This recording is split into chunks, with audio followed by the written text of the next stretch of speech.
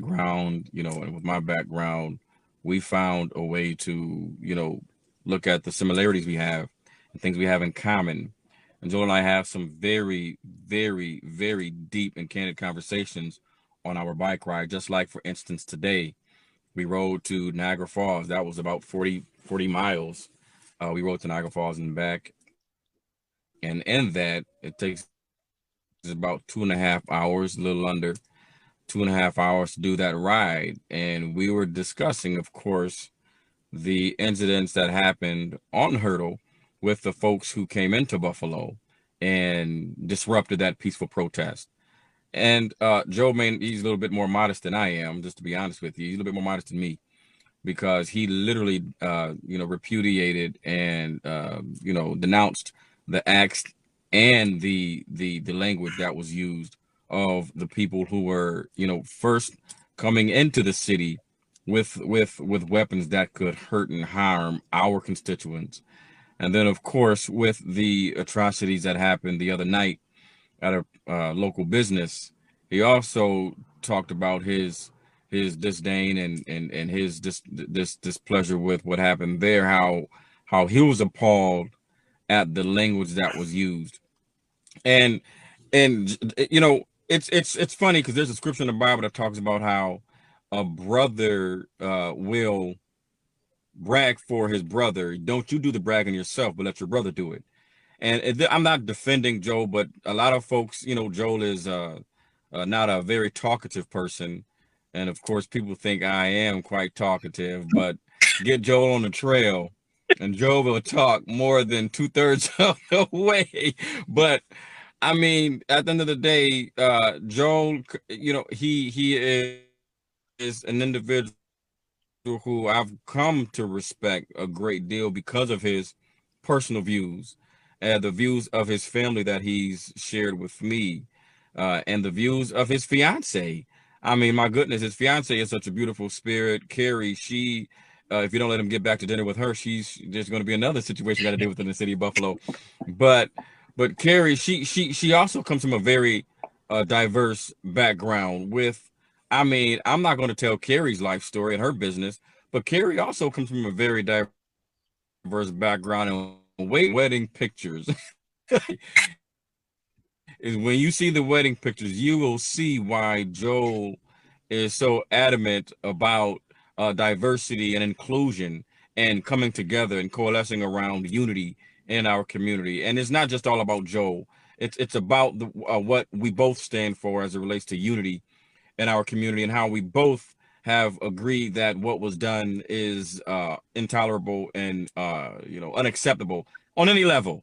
If anybody says any of those things is unacceptable, but what came out of the mouth of this business owner and the patrons there, and how they responded to folks simply agreeing that Black Lives Matter too, with racial epithets and using other types of expletives, denigrating the folks who are trying to peacefully protest.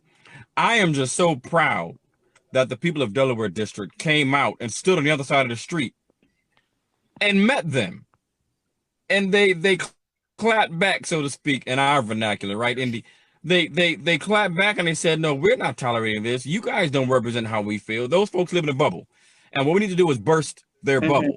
We need to burst their bubble and let them know that no one else feels that way. No one else feels that way. You are the only ones who feel that way." And the people who are in power, those of us who the people who have elected to represent them, we're going to speak up and speak out against any type of hate speech and hurtful language that will literally incite injury and cause us to think back to how our forefathers and foremothers went through so much evil, so straight up evil, just so that we can be where we are. So again, you asked about the protest on tomorrow. Of course, I am a college professor, so I will not be able to make it because I will be at a convocation tomorrow, into what some of them are the first year college students in their family, first generation college students in their family, and that's a very important memory for me to help create for those families. Yeah, I think that I'm definitely gonna go down and take some voter reg forms. I'm going to make my appearance brief Mm-hmm. though. Um, but I am interested in this concept of anti-racism. I think that it's been a long, not so well kept secret that Buffalo is very segregated. So I'm just wondering, Councilman Feroleto, if you have heard of anti-racism and would you be interested in learning more about that? I do think that like we have a burgeoning community of white allies who want to do the right thing, and I think that learning anti-racism and affirmative um, practices is a process, right? And I think that it's education that needs to be spread and more folks to be made more aware of. So my question to you is, have you heard of it, and are you interested? Yeah, absolutely. I'm happy to be back, and we'll just talk about this. I think I'm definitely interested in it. And just one thing to touch base on after the incidents that happened in North Buffalo in the past week, I've heard from so many residents of North, so many business owners, people that grew up there that have called, emailed, sent messages saying, "This is not the North Buffalo that I know. I do not stand for this. We are a very strong community. We are not the way that some incidents have been represented." And it was nice to hear from people being so passionate, so concerned that other people were viewing North Buffalo in that. And to what you said, absolutely, I think that's important. I absolutely support that, and anything I can do to further that, I'm definitely in for. So thank you. Thank you. Yes. Thank you. So, Thank you, Councilman Indy, Fioletto. real quick, I We very, interrupted very his clear family dinner. He distinction. said he came to join us and appreciate that. Go ahead, Councilman Wingo. Go ahead. Oh, thanks, James. Real quick though, Indy, I think we need to make the clear distinction uh, between racism and segregation, because people like to Mm-hmm. try to synonymize those terms. They are not mutually exclusive. At the end of the day, you have racism and you have segregation. Segregation does not necessarily breed This is racism, true. but racism definitely will foster a sense of segregation. Because if you are racist, you do not want to intermingle or coexist with the race that you feel is inferior to yours. Let's also understand this. We have of racism, okay? We think that racism is only evil, ugly acts that people can commit when racism is institutional. And people need to understand you don't have to be a racist individual to participate in racism. That is the concept that most people don't want to accept. The fact that you, as a white person, a white ally, still have the ability to hang up whatever you want that will cause you harm when it comes to the Black Lives Matter movement. But then when it comes to our lives, we don't get to hang up our black sign. One anecdote that I'll share with you real quick is a family who lived out in the suburbs. They put a Black Lives Matter sign in front of their lawn. The homeowners association came and said, "We don't want that sign up." Well, I believe in the Black Lives Matter movement too, because what they're saying is they have systemic injuries. They have historic injuries that have become systemic. And this is generational now. I believe in this. And they argue their point. They go in the house, the next day, the sign is gone. Fortunately, they had several signs, so they put another sign out, the sign is gone. Next thing you know, they got all types of ridicule from their neighbors.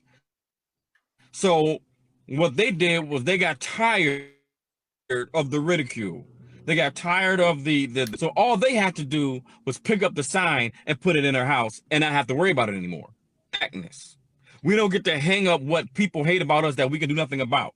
We didn't ask to be born black no more than anyone else asked to be born any other race. And the truth of the matter is, I mean, you can't see my T-shirt, but I'm always wearing a print from the motherland.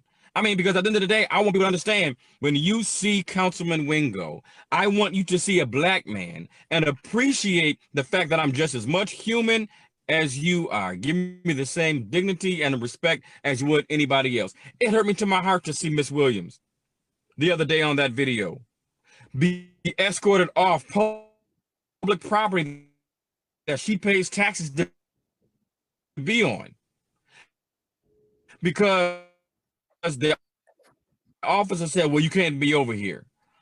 Wait a minute. Last time I checked, her taxes right of way for pedestrians. Why were they just standing there on the sidewalk? They were not moving. They were not in a flow.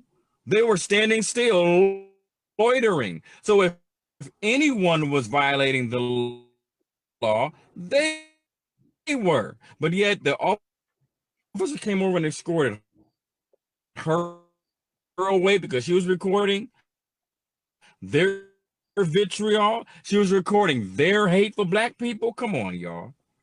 All of those white allies that we've seen show up on Hurdle Avenue. Thank you. Everybody who spoke out and put their lives on the line when they're selling that guy with that knife in his hand, skateboards in their hand. Thank you. It's going to take personal sacrifice of white people before I think we have any type of real movement, because black folk have been screaming for years and decades and centuries about the disproportionate, the disparate treatment that we've been receiving. And now it's come to a head. And Hurdle Avenue, which is one of the most beautiful commercial strips in the city of Buffalo, actually one of the most beautiful commercial strips, if you ask me, in the country, even though it's not as diverse as far as the selection of stores.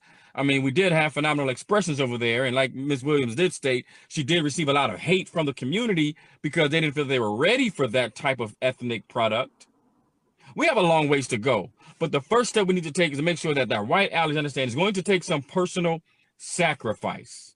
It's going to take people like you, Seamus, talking to all of your friends and family and understanding that white fragility is real. And if you have not read Dr. Robin DiAngelo's book, you need to read Dr. Angelo's book, White Fragility. It gave me a great perspective on why white people can't see our pain. Mm-hmm.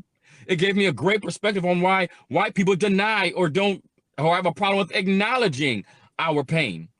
If I never grew up, and I don't mean to take all the time, Indy, I'm sorry. If I never grew up around a certain culture, how would I expect then to empathize with that culture? And I know nothing about that culture. It's not real to me. And that's what the problem is. Our pain is just not real to us. Oh, that never happens, because you never see it. And even with the advent of the cell phone camera, Rodney King, I remember when I was a little boy watching that tape over and over and over and saying to myself, wow, that happens? So, I mean, I don't want to start naming all of the people who have fallen victim. Even in Rochester, to just know that those officers finally got suspended from an incident that happened earlier this year. I mean, there are countless incidents where we see in our culture, in America, that black lives do not matter the same way white lives matter. And if you look at the continuum, if you look at how the world has devalued black lives, the spectrum goes white lives, everybody in between.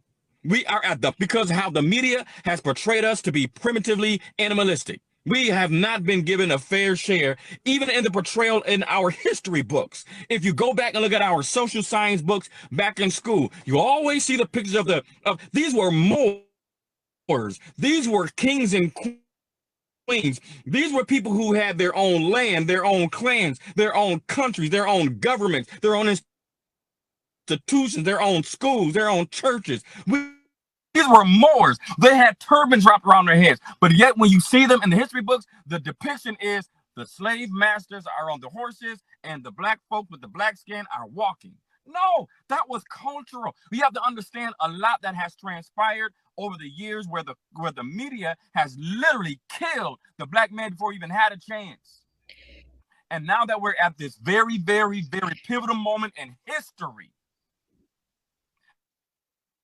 What side are you going to be on when your children and grandchildren? I'm talking to my white family. What side of history are you going to be on when they are chronicling all of the events that are happening right now? What will you be able to tell your children? Are you going to be able to tell your children? And go ahead, Indy. I'm sorry. I didn't mean to take all that time. I mean, I knew when I invited you on here that you was a preacher, so that's to be expected. But I think that we've focused a lot of attention on police brutality, and that is horrible. Also, like racism, it impacts every facet of our lives, right?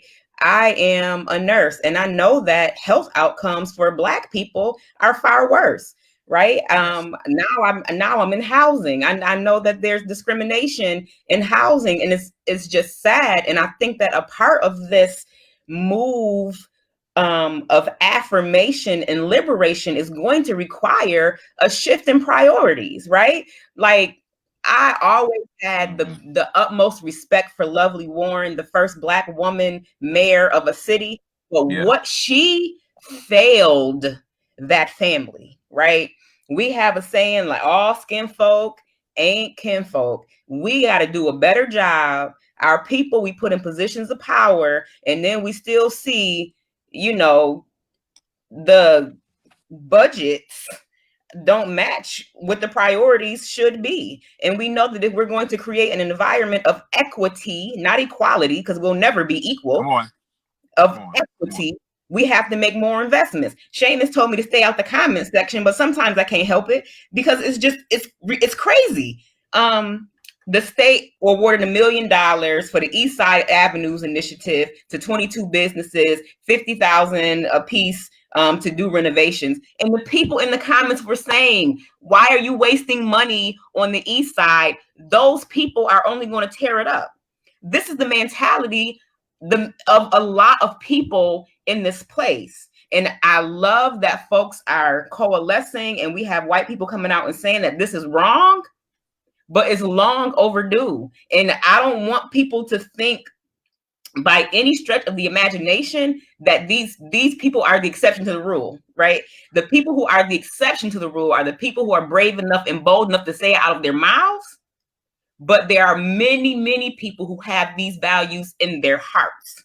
So the ones I'm really worried about are the landlords who not renting you an apartment, the employers who pass over your resume because your name sounds too Black or you sound Black on the phone, the doctor that's not going to write you the script for the pain medication because they don't believe that you experience pain because we react differently, right? All of those things have to be a part of this too.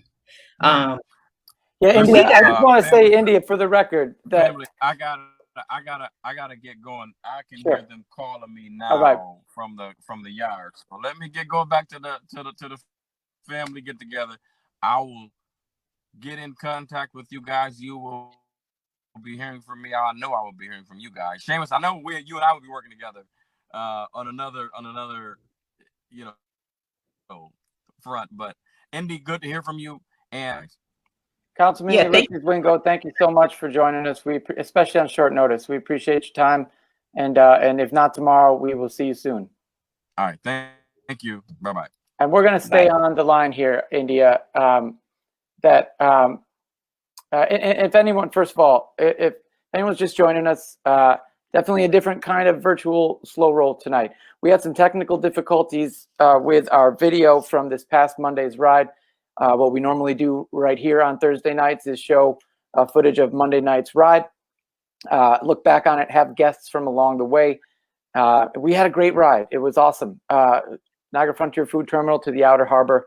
It was really a wonderful ride, and we were going to announce this coming Monday's ride when we're done here. When we were figuring out what are we going to do with the lack of footage, but we want to go on, we want to share a good word with anyone who wants to hear about what's going on with Slow Roll. It's just a heavy time right now. And India, you spoke before at the rally on Tuesday. That there was a rally outside of North Park Elementary, and then a march ensued, and that's when what many people have seen maybe what many people only know of the gathering Tuesday night was what happened outside of Empty Pockets Bar on Hurdle, and with the patrons of Empty Pocket, including the staff and the owner, shouting absolutely awful and unacceptable things at peaceful protesters. And they are being taken to task for that right now. And there is another now in response, further response, there is a rally happening tomorrow on Hurdle. India and I will be there with voter registration forms, and shout out to Open Buffalo, with whom I will be doing that. And India, you are a former staff member at Open Buffalo. We want to, India, I appreciate you saying, you know what, maybe it's a blessing that we don't have this ride footage, because there is something else urgent that is on our minds. And these kind of things, these kind of tensions in our city are always on our minds of Slow Roll. That is part of the inspiration of Slow Roll to begin with. What started in Detroit about disconnected communities and getting people to understand each other and their communities better and getting over this segregation. And we are not going to solve it ourselves, but we want to be medicine for that. And we are here for it to have these uncomfortable conversations. And we do it on our bikes, and we're happy to carry it over into this forum that started when we had to stop the rides. We're back up and running on the rides. We're having these conversations on the rides. We're carrying them over to Thursday night. We have these conversations about anything that's going on in the city. This is obviously urgent, top of mind for so many people. India, you said previously, just now, you asked Councilman Feroleto about anti-racism, and before I get there, I just want to say, when I say stay out of the comments, I'm not going to tell you your business, but there's a couple things that come to mind that I'll just recall.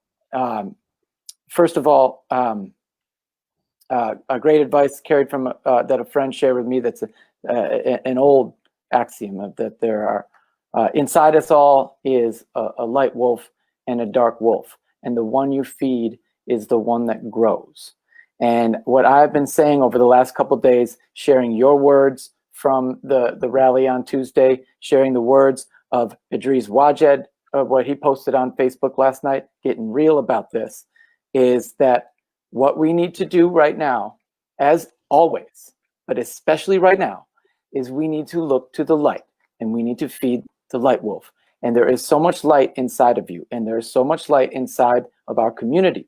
And that is the way out of this. And we have too much of a history in this community of feeding the dark wolves. The dark wolves are eaten well, and they have plenty of attention already. And they don't, I don't want to tell you to ignore them. I don't want to tell you to not take them to task, because first of all, it's deserved and you're good at it. However, we have a lot of work to do about what you always say is at some point you have to build, right? We have building to do. And and the second thing that I think of is from Idris himself. One of the best advice I ever got from anyone was from Idris when I sit in those comments. I used to do it more than I do now. And we've gotten our share of them directed at Slow Roll over the years. And I would sit in them and I would absorb them, and I would say, I'm going to get into that comment because I believe in what we're doing, that you are misunderstanding, and how can I turn that person around? And Idris said that there will always be people trying to pull you down. And if you believe in what you're doing, and you believe that it's the right thing to do, then keep doing it. Because if you turn your attention to those who are trying to pull you down, then they win. And and sometimes in those Facebook comments, it's whatever, Twitter, whatever, it's just so toxic. It's people who we don't even know if they're real people. First of all, like there's plenty of data out there that plenty of comments coming on those threads are not actually real people. That is a bot produced by a dark wolf. It is a multiplying dark wolf. And so, you know, I just know how much energy you have and how much light you have. And I'm just trying to keep you looking to your own light and the light that's around us. But I want to go back to this point about anti-racism. There was a good conversation, a little exchange on Facebook. But it's with, you know, I say that you know, talking to strangers on Facebook is a toxic waste of time because of all those things I just said. I'll talk with people who I know. I'll talk with people whose voices I can hear when I read their comments, and I know where they came from, or I know something about it, and we can have a different kind of conversation because of that, even though it's so limited on social media. It's so much when we're out on slow roll on our bikes, we have all 5 senses activated. When we're on social media, we only have 2. So we're at best having a 40% kind of conversation than we can have in person. So that said, Thomas O'Neill White, reporter from WBFO, we had a little brief exchange this morning that I intend to continue, but he shared some perspective with somebody about anti-racism, saying that there's a problem with the term anti-racism, that it centers folks like me, and we're not going to get out of this. And you know, there's conversations that brings out another theme of a conversation that, you know, we need to decenter folks like me if we're going to get out of this. And Bob, I mean, that's, you know, why are you here, India? Why are you so involved in Slow Roll? Why are you co-hosting this show?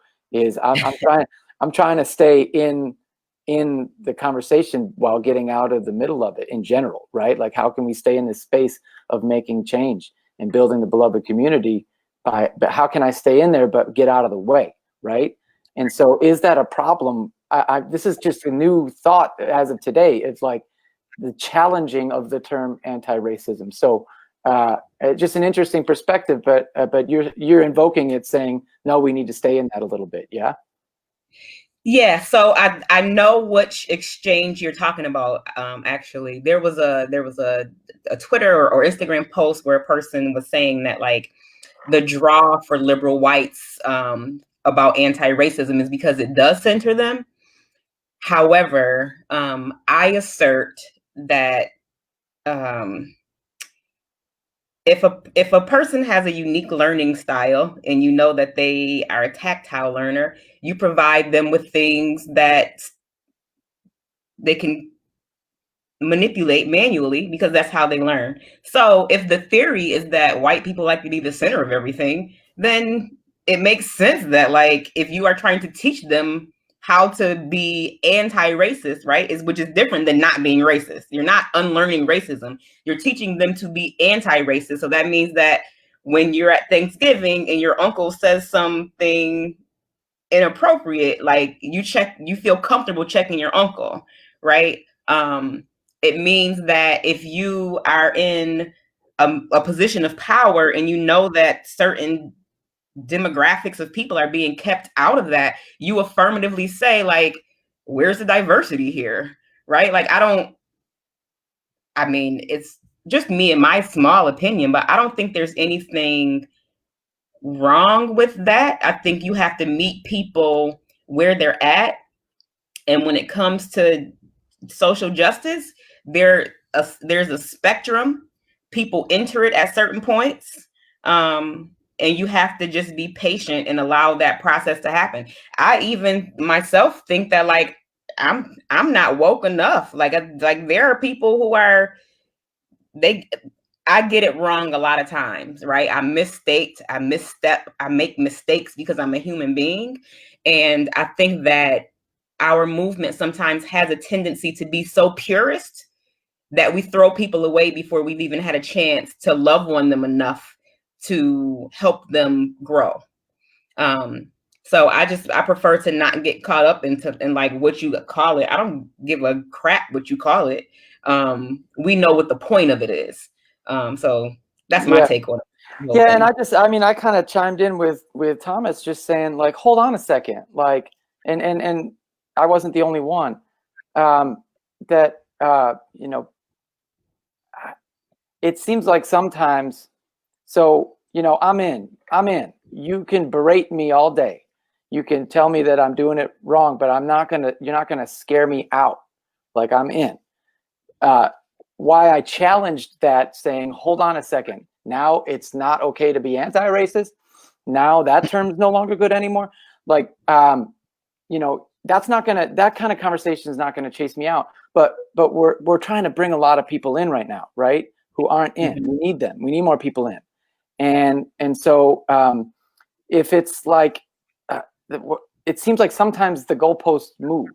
That just when people are saying like, oh, okay, maybe a lot of people are just kind of waking up this year and saying, you know what, I think I'll go march for that, right?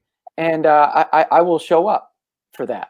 And then now I know there's a lot of voices, and especially on social media, it's messy. But if they get a hold of that sort of a sentiment when they're just starting to wake up and just starting to show up, hold on a second, now I'm doing it wrong. I just got here and you're telling me that that I'm the problem again. But I thought I wasn't the problem anymore because I showed up. And so it's a messy thing. But it's conversations that we have to have. Obviously, it's one of the things we've always said from the start of Slow Roll is, you have to start with a willingness to have an uncomfortable conversation. And part of that willingness is letting your own guard down, right? And especially when you talk, and so when you're saying like, okay, part of the discomfort for someone like me, 42 years old, used to being in the center, is, am I willing to step out of the center or be just told to get out of the center, and that's hard for a lot of people, right? It's like Councilman Wingo said earlier here in this conversation. Or maybe maybe it was you and he picked up on it. It's like there is a sense of sacrifice that has to come here. It's like, it's not like some folks are trying to coddle folks like me and saying like, you don't have to give up anything in order to allow to grant that Black Lives Matter, just to say it and to mean it in policy and in practice in community. Yeah, you do. You got to get out of the way a little bit. And that's what we talk when we have conversations about equity. I don't have to give up my home. I don't have to give up my job. I don't have, I don't have to give up the nice things that surround me in my home. I don't have to give up my life, liberty, and the pursuit of happiness, the things that are granted to us in our Constitution. But yeah, I got to give up a little bit of the centeredness that I've gotten used to. And so that's like, I got to give a little space, right? We talk a lot about space. And so that's where I kind of see that from, about the decentering. And so, but I understand that that some folks everybody's unique, and some folks need to be brought along one by one and differently. And that however I've come to this might not be the way that someone else comes to it. But I want to get back to where we began here, because we can and sometimes do talk about this all night. And right now we're talking live to whoever might be watching online, and thank you to anyone who is. And obviously we're not riding our bikes right now, but we have these conversations on the rides. And the reason that we did this tonight is not only because something went wrong with the footage from this past Monday's ride, is that we have a collective in our community. We are in a collective state of anxiety specifically about Hurdle Avenue tomorrow, September 4th at 5 o'clock. There is a rally, a march that is in response to a march that was in response to a march, and we are escalating, right? And I keep going back to that general theme from Dr. King: is chaos or community? Where do we go from here? Where are we going to go tomorrow? And you came into this tonight with a sense of anxiety about that, and you want to say something here publicly on the eve of this thing to anyone who is listening, considering going, planning it, or planning on simply sitting home and watching, about where you're coming from as someone who's already in the middle of it. Yep. So I have a very strong sense of intuition, and the first protest that happened after George Floyd, I just had a bad feeling in my gut about that. And I don't want it to seem like I'm gatekeeping, because I'm not planning any protests. You know what I'm saying? It's not that. What it is that I keep my ear close to the ground, and because my network is so diverse, I hear lots of different perspectives from lots of different people. And I'm hearing that although the organizers of this event intend on it to be a peaceful demonstration, there are people who plan to show up to create confusion and execute violence. So like I said, I'm going to go toward the beginning. I'm going to take voter registration forms, because to me, just having a protest for the sake of protesting is not strategic, and there needs to be some type of result. So if even if I can get one person to register to vote and stress the importance of not only voting in the national elections, but drawing down the power and voting in local elections also, then I feel like it'll be time well spent. But I do just want people to be mindful, be vigilant, be aware, and I keep saying this over and over again, love on each other. And I don't think I'm that big a hippie, but I think that the only way we're going to get through this is to just be more caring, more kind, and more considerate of one another. And I don't want people to think that I've sold out or something happened to me that made me roll over. And maybe it's maturity, maybe I'm just getting older. But make no mistake about it, I'm mad as hell. I'm very upset. I spend a lot of time crying because I'm so mad and so sad, and just I really want to see a way out of everything that's happening. So I hope that people show up tomorrow prepared to be peaceful and move toward solutions and justice, and not just for chaos and confusion. So yeah, that's about it. I guess I'll see everybody tomorrow. Appreciate it, India. So we're going to be out there again. I don't know. Are you doing it with the voter registration with Open Buffalo as well? I just I rock with OB Strong. I say all the time, emerging leaders changed my life, right? I would not be the type of leader that I am today without having access to that training. And also Open Buffalo was where I cut my organizer teeth. They took a chance on me and gave me a job doing what I wanted to do. It's so funny because I would post on Facebook, I wish that I could just do community work and get paid for it, because I was taking days off of work to go to common council meetings, and then I was able to work in the community as my actual job. So I'm eternally grateful to Open Buffalo. But I actually didn't speak to anybody. I just figured that I had some clipboards laying around, and I'd go drop by the board of elections and grab some forms and take them down there because it's important. But I am glad that you reached out, being the connector that you are. So yeah, all hands on deck.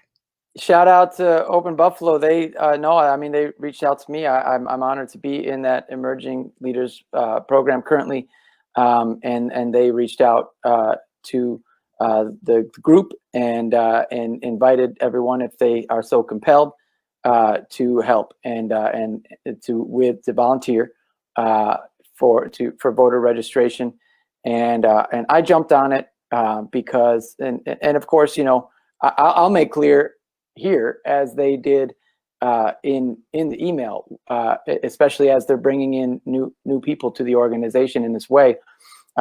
We are going to be out there for voter registration in general. We are not out there endorsing candidates.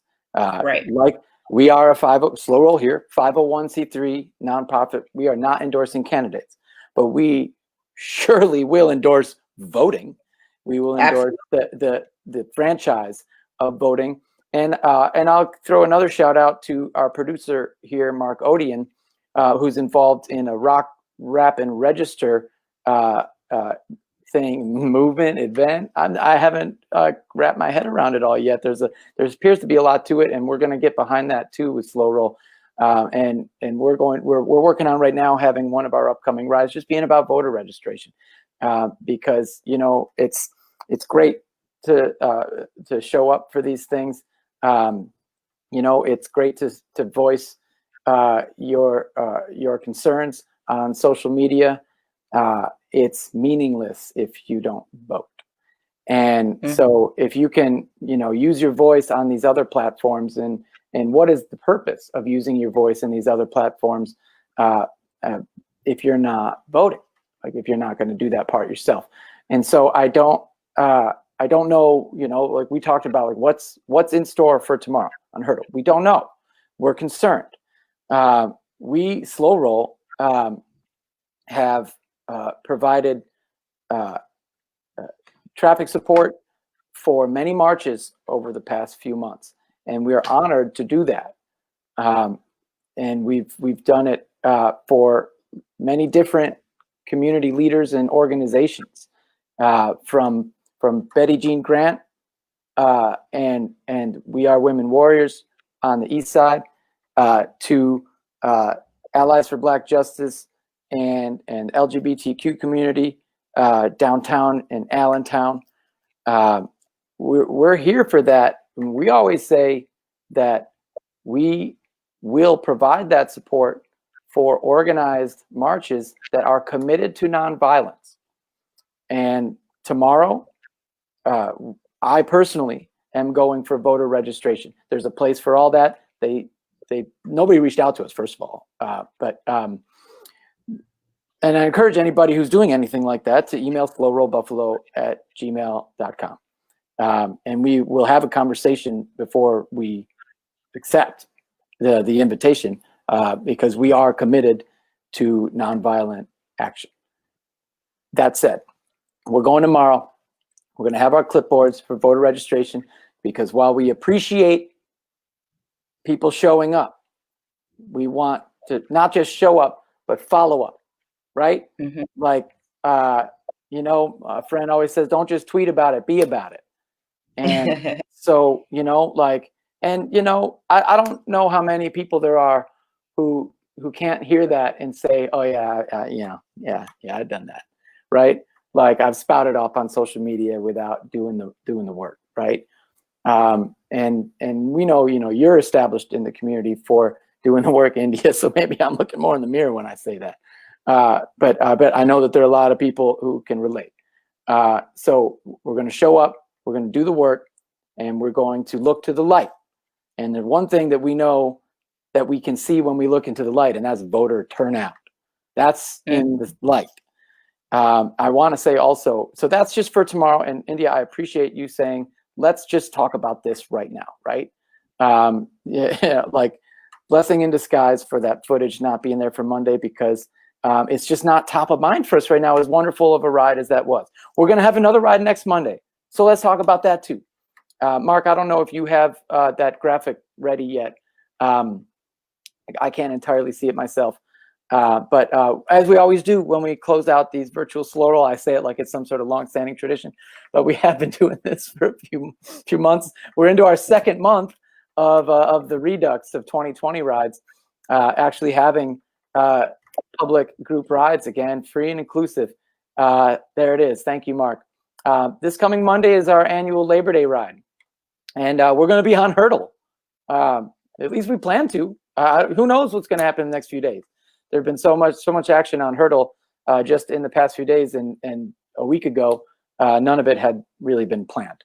But that's our plan for this coming Monday. Our annual Labor Day ride, we've done it all in lots of different locations in town to bring attention to the history of the labor movement in Buffalo, which is rich. We've had it at the Steel Plant Museum.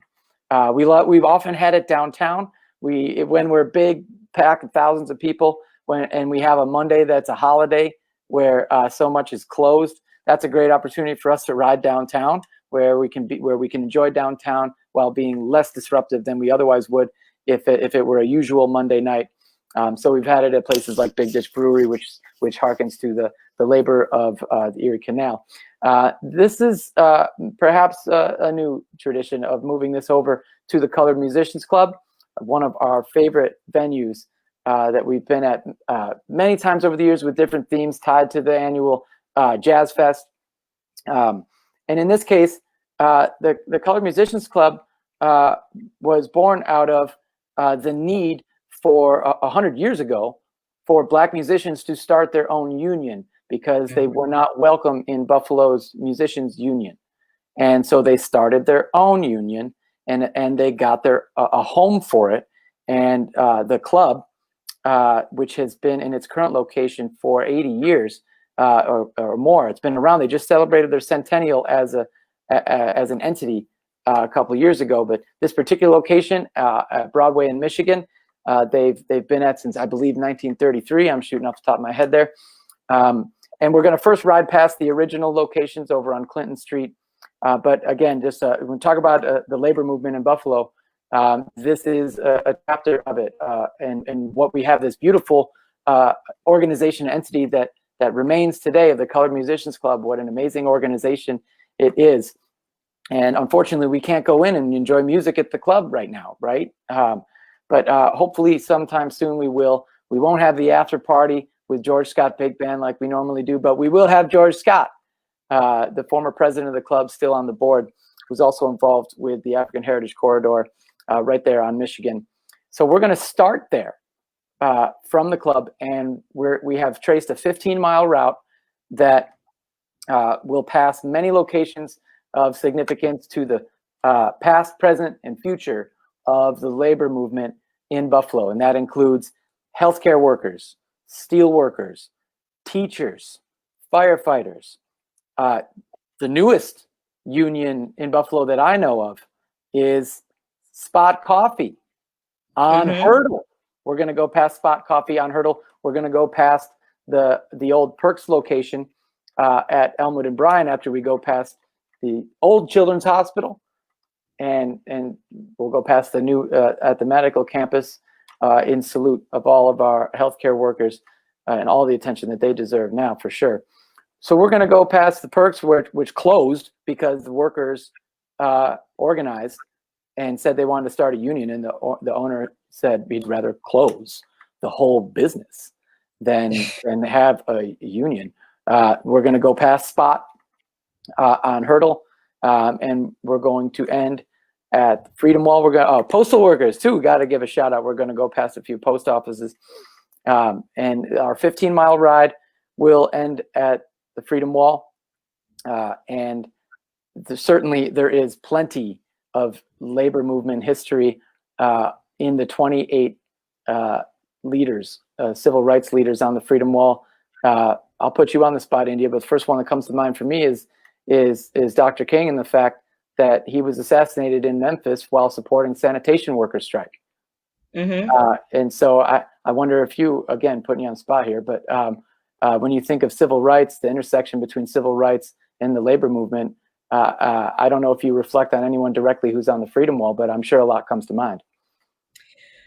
I'm not sure about one specifically from the Freedom Wall, but I will say that like my activist roots are in the labor movement. I attended the 50th anniversary of the March on Washington with my, at the time, Union 1199 SEIU. So I have lots of local union heroes, one of which is Debbie Hayes, who was one of the leaders who led the nurses strike that unionized Buffalo General. Debbie Hayes is a local legend in the labor movement.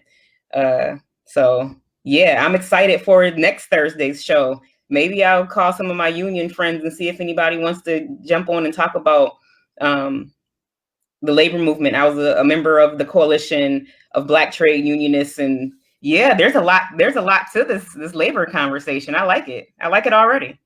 Awesome. Yeah, we got some folks involved already. Props to Holly Nowak, the director of the Coalition for Economic Justice, who worked with us to make this route, and mentioned how, so we're going to go past the Tri-Main building, the Trico building, and the loss of all the damage that did to the labor movement in Buffalo, the loss of jobs with Trico moving to Mexico was I'm looking forward to learning more about this. Holly said that that's where the Coalition for Economic Justice really formed around that. So we're going to dig into that history with Holly and CEJ. We'll revisit. We did a feature a couple years ago. One of our squad members, Stephanie Anderson, is an organizer for SEIU healthcare workers. So she's excited to be involved in this again. So we'll Labor Day ride. You know, it's a holiday. And so for a lot of folks, it's a holiday to just, you know, maybe have a cookout and go for a bike ride. Remember why it's a holiday. We're going to do our part to bring that out. So Labor Day, this Monday, September 7th, 6:30 p.m., meeting at the Colored Musicians Club at Broadway in Michigan. All are welcome, free and inclusive. You can see on the screen, we got a lot of changes to Slow Roll. Go to slowrollbuffalo.org to review all of those changes again. Make sure you cover your face and your mouth and nose for the entire ride, and so many other things that are changed. For example, not having that after party, which we had such a great time at the Colored Musicians Club every year. And we'll miss that this Monday, but we're going to ride. We're going to keep connecting communities. We'll end it at the Freedom Wall, and we'll come back here next Thursday.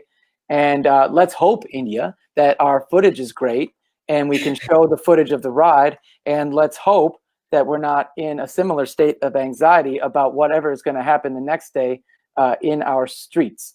But regardless, we're going to keep showing up in our streets and keep gathering and keep looking to the light. So thank you to everybody for tuning in the present and future. Thanks again, Mark Odian, for giving us the technical assistance to make this happen, despite all of our flaws of getting the footage to him. Thanks to our presenting partner, Independent Health, all the way back since 2015 for their support, especially keeping our wheels rolling as we've had to make so many changes this year. It's so much appreciated. Shout out to our squad, still showing up in such great numbers. Looking forward to the cookout with squad this month. And again, hope to see you all Monday, September 7th, Colored Musicians Club, Labor Day ride with Slow Roll Buffalo. Peace.